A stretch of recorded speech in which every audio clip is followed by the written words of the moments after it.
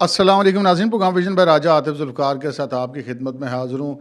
ज़ब्त के पैमाने छलक गए हैं, अब आर या पार होगा और ये बता दिया गया है मफ़ाहमत के बादशाह को, और आर या पार के लिए ग्रीन सिग्नल भी मिल गया है। बहुत अहम तफ़सीलात आपके साथ शेयर करेंगे। और फिर आला अदलिया के मज़ीद जजों को धमकी आमेज़ खतूत मिले हैं, वो जिनसे पाउडर बरामद हुआ है। और पंजाब ने भी स्पीडी ट्रायल कोर्ट्स कायम करने का फ़ैसला किया है। कुछ दीगर अहम ख़बरें भी हैं, तो प्रोग्राम का हम बाकायदा आगाज़ करते हैं जी। जो पहली ख़बर है वो हम इस्लामाबाद हाई कोर्ट से लेते हैं। इस्लामाबाद हाई कोर्ट में चीफ़ जस्टिस आमिर फ़ारूक की अदालत है, और वहाँ पे है एक्स यानी कि ट्विटर की बंदिश का केस। इस केस में जो फाजिल अदालत है, उन्होंने सेक्रेटरी दाखिला को 17 अप्रैल को तलब किया है। इससे पहले तो सिचुएशन ये थी कि किसी भी अदालत में या किसी भी फोरम पे हुकूमत बिल्कुल ये मान ही नहीं रही थी कि ट्विटर को या एक्स को किसी जगह पे कोई बंद किया गया है या उसके ऊपर कोई बंदिशें लगाई गई हैं। तो पहली बार जो है वो एतराफ़ किया गया है वज़ारत दाखिला की तरफ से इस्लामाबाद हाई कोर्ट में कि जनाब 17 फरवरी को एक्स या ट्विटर बंद किया गया था, और उसकी जो है वो सिक्योरिटी वजूहात थी। बहरहाल जो चीफ़ जस्टिस आमिर फ़ारूक, उन्होंने ये कहा है कि जनाब ये मफरूज़ों पर मबनी रिपोर्ट्स पेश ना करें, और जो कुछ भी मामलात हैं, क्या ख़तरात हैं, क्या वजूहात हैं, सेक्रेटरी दाखिला ख़ुद अदालत में पेश होकर अदालत को इस हवाले से आगाह करें। देखते हैं अब इस्लामाबाद हाई कोर्ट इस हवाले से क्या हुक्म जारी करती है। पहले ट्विटर को खोलने का हुक्म सिंध हाई कोर्ट ने जारी किया था, लेकिन उस वक्त तक ऑन रिकॉर्ड तो कोई ये मानने को तैयार ही नहीं था कि ट्विटर बंद है। तो उसके बाद बहरहाल अब देखते हैं कि क्या होता है। इससे जो अगली खबर है जी, वो पंजाब से है। पंजाब में जहाँ वज़ीर आला मरियम नवाज़ शरीफ बहुत स्पीडी काम कर रही हैं, वहाँ पर उन्होंने एक और स्पीडी इनिशिएटिव लिया है और स्पीडी ट्रायल कोर्ट कायम करने की मंजूरी दी है। एक पंजाब काबीना का इजलास हुआ है वज़ीर आला मरियम नवाज़ शरीफ की ज़ेर सदारत, और इसमें जो है वो स्पीडी ट्रायल कोर्ट के क़याम की मंजूरी दी गई है। ये इस अदालत में जो रेप और बच्चों से ज़्यादती के मुकदमात हैं वो भी चलेंगे। और फिर मरियम नवाज़ शरीफ ने कहा है कि जी झूठे इल्ज़ामात और प्रोपेगेंडा के कल्चर को भी बदलना होगा, और हतक इज़्ज़त के कानून में भी तरमीम की जा रही है, और हतक इज़्ज़त में 90 दिन में केस डिग्री होगा और 180 दिन में ट्रायल ख़त्म हो जाएगा।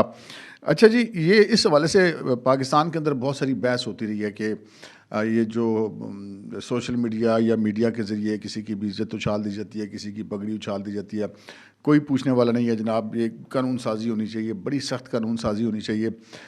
मेरा इस हवाले से हमेशा से ये मौक़िफ़ रहा है कि ये पूरी दुनिया में एक सेट पैटर्न है, या इसको पूरी दुनिया में तस्लीम किया जाता है कि अगर आपने किसी कौम को ये देखना हो कि वहाँ पे कानून का कितना एहतराम है या वो कानून का कितना एहतराम नहीं करती, तो आप इस चीज़ से अंदाज़ा लगा सकते हैं कि जिस मुल्क में जितने ज़्यादा कवानीन होंगे, इसका मतलब है कि वो कौम उतना ही कानून को नहीं मानती। तो मेरा ये मौक़िफ़ हमेशा से रहा है कि जी कानून नए बनाने का कोई फ़ायदा नहीं है। जो पुराना कानून मौजूद है हत्या की इज़्ज़त का, उसके अंदर कुछ इंतज़ामी ऑर्डर्स जारी किए जाए, कुछ एसओपी सेट कर दिए जाएँ। जैसे ये अभी बिल्कुल उसी तरह किया गया पंजाब के अंदर, जैसा कि मैं अमूमन बात करता था कि जी हत्या की इज़्ज़त का कानून मौजूद है। कानून कमज़ोर नहीं है, हमारा जो तरीक़ाकार है उस कानून पर अमल दरामद के लिए वो कमज़ोर है। तो जजों को, अदालतों को ये पाबंद किया जाए कि जनाब एक ख़ास मुद्दत के अंदर इन मुकदमात के फ़ैसले दें, यानी कि 20-20, 25-25 साल केस चल रहे हैं तो मुड़ के पूछने वाली कोई नहीं। मुद्दई भी फ़ौत हो गया, कभी मुलज़म फ़ौत हो गया, कभी वकील फ़ौत हो गया, कभी जज फ़ौत हो गया। भाई 3-3 दिहाइयाँ कौन जीता भाई? तो ये बहरहाल एक अच्छा मामला है जो पंजाब की तरफ से सामने आया है, और ये हत्या की इज़्ज़त के कानून के हवाले से ये जो अदालतों को टाइम के लिए पाबंद किया गया था, तो इससे काफ़ी बेहतरी आएगी। इससे अगली खबर की तरफ बढ़ते हैं जनाब। तो वो जो इस्लामाबाद हाई कोर्ट के 8 जजों को, एक तो वो ख़त है ना जो कि जजों ने लिखा है सुप्रीम कोर्ट को, हम उसकी बात नहीं कर रहे, हम उस ख़त की बात कर रहे हैं वो जो रेशमा जवान हो गई और तीर कमान हो गई, वो किसी रेशम नामी खातून ने जो एक एक ख़त लिखा, इस्लामाबाद हाई कोर्ट के 8 जजेस को ख़त भेजा, और उसके अंदर वो खोपड़ी वाली तस्वीरें बरामद हुई, मशकूक पाउडर बरामद हुआ, जिस पर जो है काउंटर टेररिज्म डिपार्टमेंट का जो थाना है इस्लामाबाद में CTD का, उसमें मुकदमा भी दर्ज किया गया। तो अब जनाब आज इस्लामाबाद हाई कोर्ट के अंदर एक और केस की समाअत के सिलसिले में DIG ऑपरेशंस पेश हुए और उन्होंने ये अदालत को बताया कि जनाब सिर्फ इस्लामाबाद हाई कोर्ट के जजेस को नहीं आया, बल्कि सुप्रीम कोर्ट के 4 जजेस को भी ये ख़त मौसूल हुआ है। और वो 4 जजेस कौन है जनाब? चीफ जस्टिस काजी फ़ैज़ ईसा और जस्टिस अतर मिनल्ला, जस्टिस जमाल मंदुखेल और जस्टिस अमीनुद्दीन। ये वो 4 जजेस हैं सुप्रीम कोर्ट ऑफ पाकिस्तान के जिनको ये ख़त मौसूल हुआ है। अच्छा जी, फिर ये भी पता चला कि जनाब ये सिर्फ इस्लामाबाद हाई कोर्ट के 8 जजेस और सुप्रीम कोर्ट के 4 जजेस को मौसूल नहीं हुआ, इसी तरह का एक ख़त लाहौर हाई कोर्ट के 4 जजेस को भी मौसूल हुआ है। वो कौन कौन से हैं जनाब? उनमें एक जस्टिस शुजात अली ख़ान है, एक जस्टिस शाहिद बिलाल हसन है, एक जस्टिस आबिद अजीज़ शेख हैं और एक जस्टिस आलिया नीलम हैं। उन चारों को भी ये किया गया और वहाँ पे भी जो है जो निजी कोरियर कंपनी के ज़रिए ये ख़त भिजवाया गया था, वहाँ पे जो खातून है वो जो है वो रेशम नहीं है बल्कि गुलशाद उन्होंने अपना नाम लिखा है, जिसने भेजा है गुलशाद बिनते भोरल ख़ान। तो अब वो जो निजी कोरियर कंपनी का बंदा जो वो ख़त डिलीवर करने आया था उसको बिठा लिया पुलिस वालों ने। अब भाई कोरियर वाले का क्या कसूर है यार? बर आप उनसे ये तो पूछ सकते हैं कि जनाब अपने उस ऑफिस से पता करें जहाँ से ये ख़त चला है, ये तो यहाँ से डिलीवरी वाले हैं। बहरहाल अब ये ऐसा मामला नहीं है जिसको इसी तरह जाने दिया जाएगा। पाकिस्तान के जितने तफ्तीशी इदारे हैं वो यकीनन इसके ऊपर साथ जोड़कर काम कर रहे होंगे। लेकिन ख़बर ये नहीं है कि इस्लामाबाद के हाई कोर्ट के 8 जजों को ख़त लिखा गया और वो पाउडर वाले लिफाफे मिले हैं। ख़बर ये भी नहीं है कि सुप्रीम कोर्ट के 4 जजेस को पाउडर वाले लिफाफे मिले हैं और साथ धमकी में वो तस्वीर खोपड़ी वाली। और ख़बर ये भी नहीं है कि यही दोनों चीज़ें पेशावर हाई कोर्ट के लाहौर हाई कोर्ट के जजों को मिले हैं। ख़बर यह है कि जनाब पेशावर हाई कोर्ट के किसी जज को ऐसा कोई लिफाफा नहीं मिला। ये ज़्यादा गौर करने वाली बात है कि पेशावर हाई कोर्ट जहाँ इंसाफ की जो है वो नदियाँ बह रही हैं, बाल्टियाँ भर भर के, बल्कि डोंगे भर भर के, देगें भर भर के, मतलब चमचों से नहीं बल्कि बेलचों से उठा उठा के जो है इंसाफ लुटाया जाता है। तो जो भी ये लिफाफे भेजने वाला है या वाली है उसको पेशावर हाई कोर्ट से इत्मीनान है कि वहाँ पर जो है वो बड़ा अदल व इंसाफ हो रहा है। अच्छा जी, ये एक मामला था। अब आते हैं हम अपनी अगली खबर की तरफ। अगली खबर सुप्रीम कोर्ट ऑफ पाकिस्तान के हवाले से है। सुप्रीम कोर्ट ऑफ पाकिस्तान में ये जो चीफ जस्टिस ऑफ पाकिस्तान ने आज खुद नोटिस लिया था 6 जजेस के ख़त के ऊपर कि जनाब वो आज़ाद नहीं है और उनके ऊपर बड़े प्रेशर्स होते हैं और बड़े दबाव होते हैं और इंटेलिजेंस वाले उनको काम नहीं करने देते, इस किस्म की मामलात वाला केस लगा था। केस की जो अच्छी बात ये हुई कि उसकी लाइव ट्रांसमिशन हुई, पूरे पाकिस्तान में सब ने देखा कि क्या मामलात हैं क्या नहीं हैं। और इस दौरान एक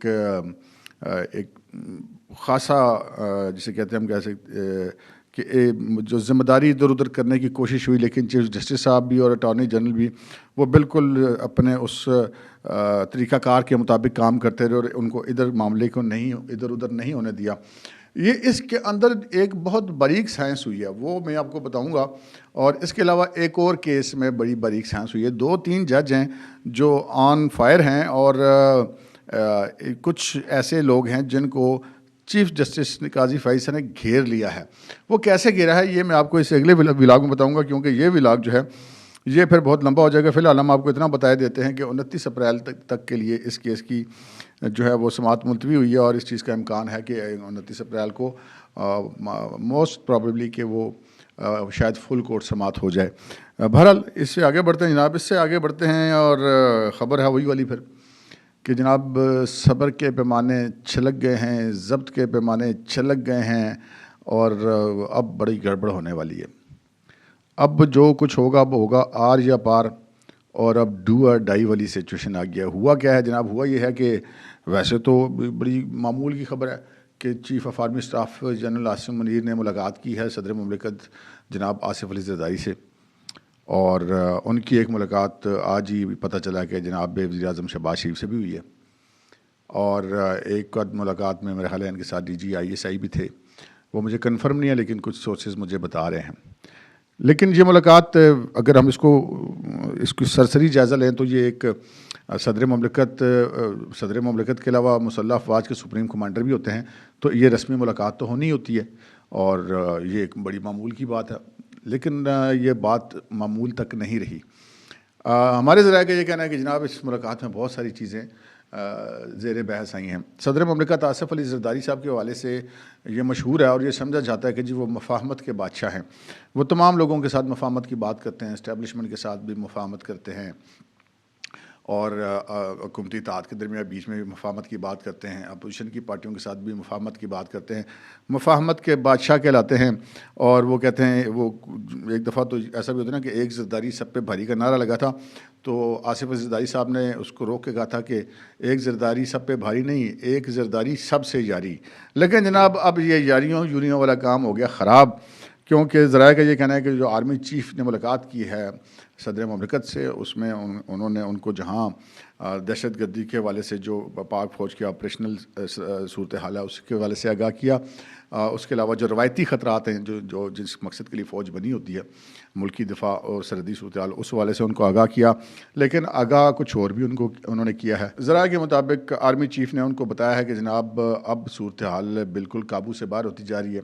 बिलखसूस मुबैना तौर पर Pakistan Tehreek Insaf out of control हो गई है। उनको साथ बहुत ज़्यादा वो जिसे कहते हैं कि ढील से काम लिया गया, उनको मौक़े दिए गए, लेकिन वो बिल्कुल भी बाज नहीं आ रहे। हर जगह पर इंतशार फैलाने की कोशिश कर रहे हैं, मुल्क के ख़िलाफ़ ख़तबाजियाँ कर रहे हैं, मुल्क के ख़िलाफ़ इंटरनेशनल लोगों से रब्ते कर रहे हैं। पाकिस्तान के अंदर भी वो हर तरह की जो है वो मुबैना तौर पर शर पसंदी कर रहे हैं। अब ये जो जजेस वाले मामलात और इन सारे मामलात के पीछे भी पाकिस्तान तहरीक इंसाफ, जैसे कि मैं पिछले प्रोग्राम्स में आपको बताता रहूँ कि जज लिख रहे हैं कि जनाब चीफ़ जस्टिस को कि जी हमें एजेंसियों वाले तंग कर रहे हैं, तो बीच में पाकिस्तान तहरीक इंसाफ कूद पड़ती है और वो ऐसे सामने नज़र आता है कि जी ये तो जो कुछ भी हो रहा है उनके कहने पे हो रहा है। तो अब वो हर तरफ से चूँकि गड़बड़ चल रही है, तो अब फिर उन्होंने कह दिया कि जनाब सर जी ये मामला इस तरह नहीं चलेगा, मुफाहमत की पॉलिसी से ये मामला नहीं हल होगा। और फिर ये जो एक सियासी इत्तेहाद बनाया वो उसके भी जो इरादे बज़ाहिर हैं वो उनको को ठीक नहीं लग रहे। तो अब फिर ये फैसला किया गया है ज़राए के मुताबिक मुबैना तौर पे कि जनाब अब होगी सख्ती, अब डू और डाई है, या फिर असी नहीं तो या फिर तुसी नहीं। यहाँ पर मामला पहुँच गया है और इसी वाले से उन्होंने प्राइम मिनिस्टर से भी मुलाकात की आर्मी चीफ़ ने, और आसिफ ज़रदारी साहब ने जो मुसल्लह फ़ौज के सुप्रीम कमांडर हैं उनके बारे में मालूम हुआ कि वो उन्होंने कहा जी ठीक है, अगर ये मफाहमत शामत वाली बातें अगर इनको समझ नहीं आती तो ठीक है। उन्होंने फिर ग्रीन सिग्नल दे दिया कि ठीक है जी, जो हुकूमत करेगी, जो फ़ौज करेगी, जो एजेंसियाँ करेंगी, तो उन्होंने कहा जी मैं बतौर सदर ममलिकत आपके पीछे खड़ा हूँ, आपके साथ खड़ा हूँ। तो अब ये मामलात आने वाले दिनों में काफ़ी सख्ती के होने जा रहे हैं। अब तक के लिए इतना ही, इजाज़त दीजिए। अल्लाह हाफ़िज़।